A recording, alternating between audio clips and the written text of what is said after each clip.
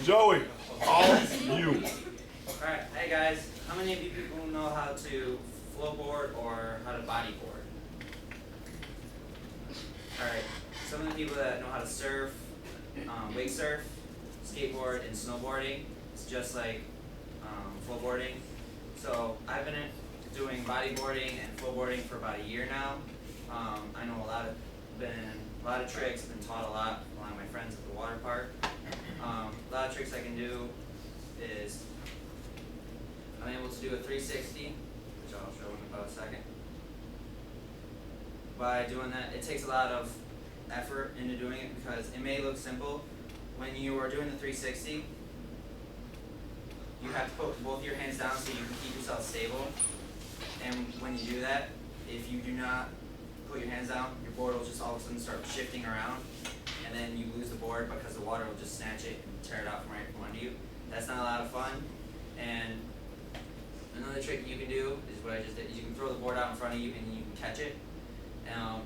That tends to sting a little bit. Another trick is that you can set yourself up, you put your knees a little bit back on the board, so if you have them too far up and you try to do a somersault, is that when you try to do that, if your knees are too far up, your head tends to hit your knees, and that is not fun. I've actually done that, and it flew me off really quick. It was painful, but it's a lot of fun. It can hurt sometimes. I've gotten tons of bruises from it, but it's a ton of fun. Another trick don't try unless you practice, is took me a little bit, is I'm able to stand up in the middle of the wave and just do a front flip into it. It actually took a little bit, but if you got enough hops to do a front flip or even do a front flip on a trampoline, you can get it, because that surface of the flow rider is just like a trampoline. And then, let's see, that trick is you can do a barrel roll. It's really simple. What you need to do is you have to have both your elbows on the board, and what you do is when you start to roll, you put whatever way you want to go. Let's say you want to go to your right, put your left ankle behind your right, and then you just quickly spin. If you try to do it without crossing your ankles, it's a lot more difficult, and I've seen tons of people just not listen, and they'll actually try it and they just get flung off really immediately. Another trick is that you're able to stand on it, which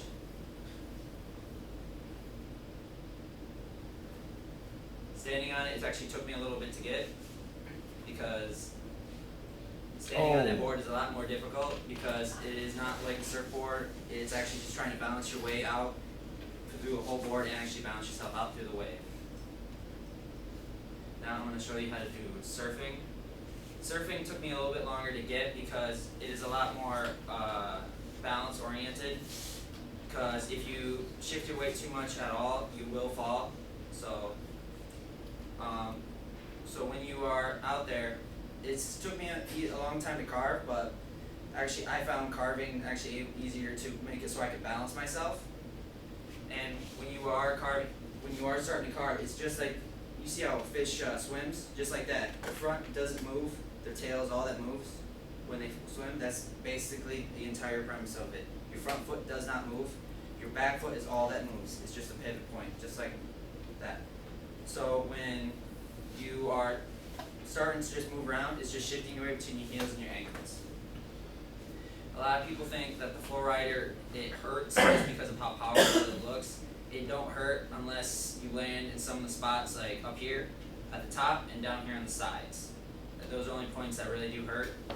There are 3 different kinds. There's the one like this, that's a single. There's one that's actually twice the size of this, and there's actually a barrel one, where they actually have it up so that the water will come up into a barrel like a wave.